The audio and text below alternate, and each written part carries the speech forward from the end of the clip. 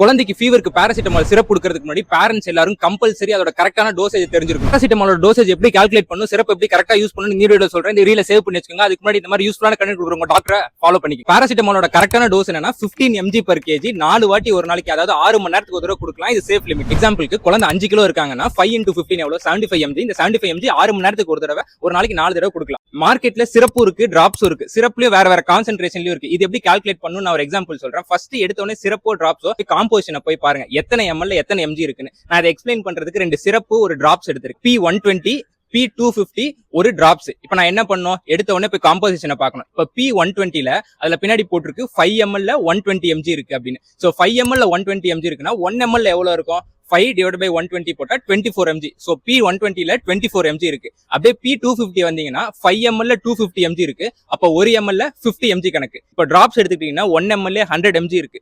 Drops எப்பயுமே அதிக கான்சென்ட்ரேஷன்ல தான் வரும். அதனால தான் அதுக்கு வந்து டிராப்பரோட தருவாங்க, டோஸ் அதிகமாயிடக்கூடாதுன்னு. சோ இப்ப ஃபர்ஸ்ட் எடுத்த எக்ஸாம்பிள் வச்சுப்போம். குழந்தை வந்து 5 kg இருக்காங்க. சோ 5 into 15 75 mg தேவை. இதே P120னா 1 ml எவ்வளவு இருக்கு, 24 mg இருக்கு. So 24 into 3 72 mg.